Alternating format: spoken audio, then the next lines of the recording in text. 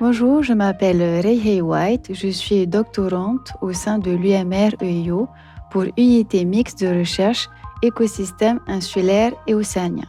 Donc, c'est une unité qui regroupe plusieurs laboratoires de recherche. Et donc aujourd'hui, je vais vous parler des plantes polynésiennes, de leur utilisation traditionnelle au laboratoire. La Polynésie française est une collectivité de l'outre-mer français.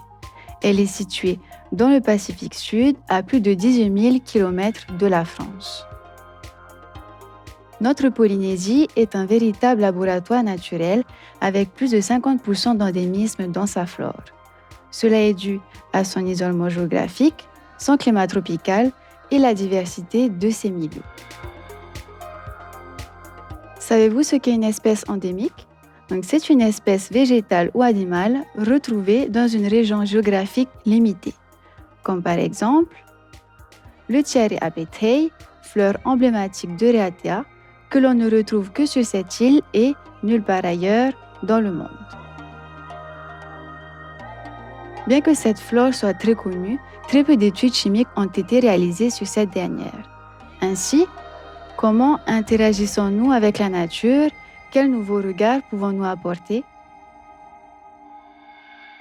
Autrefois, les Polynésiens utilisaient de nombreuses plantes dans leur quotidien, comme par exemple le roa, de son nom scientifique Pipturus argenteus.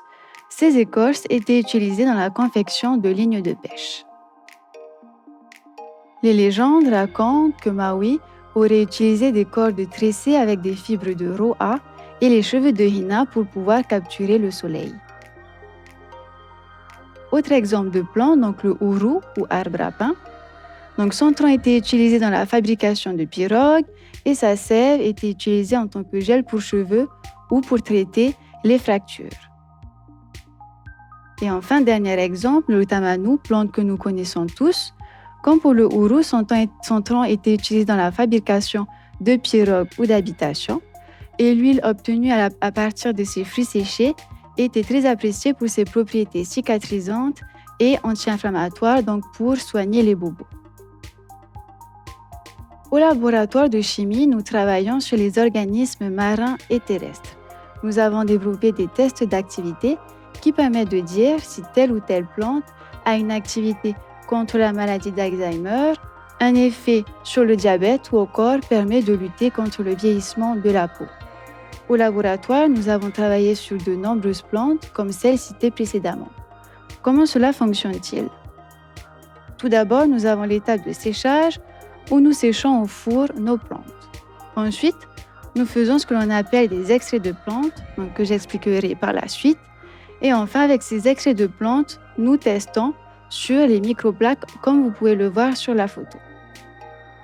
Donc maintenant, nous allons voir de manière plus concrète ce que nous faisons réellement au laboratoire.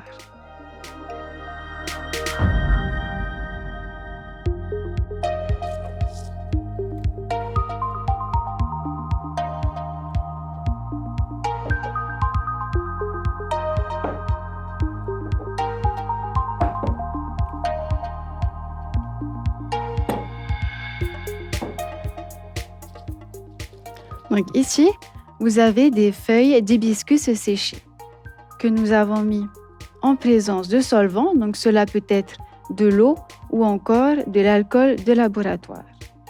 C'est ce que l'on appelle une macération. Quand nous avons ceci, nous filtrons et le liquide que nous obtenons est ce que l'on appelle un extrait de plante.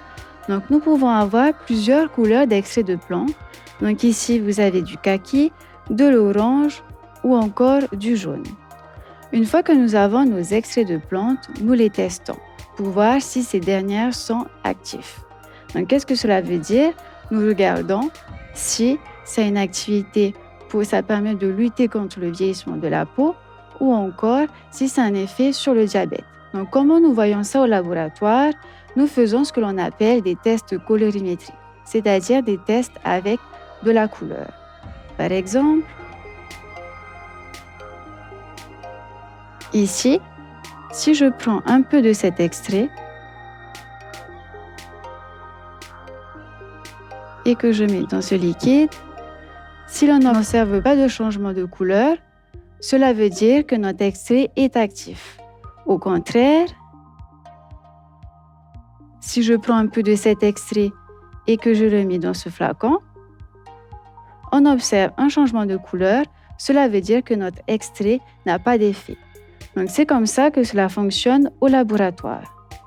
Donc maintenant, nous allons revenir à nos plantes.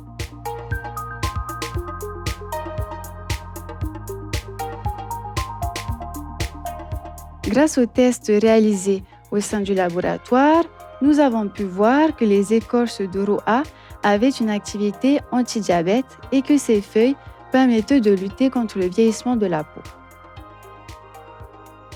Pour le Ourou, nous avons pu voir que ses branches ainsi que ses feuilles avaient une activité contre le vieillissement. Et pour le Tamanou, nous avons pu confirmer que l'huile avait bien une activité cicatrisante et nous avons pu également voir les effets anti-âge de cette huile. Ainsi, toutes ces données nous permettent d'améliorer nos connaissances sur la flore polynésienne pour pouvoir mieux la préserver et la mettre en valeur en utilisant ces plantes dans des préparations cosmétiques ou encore pour des compléments alimentaires. Merci.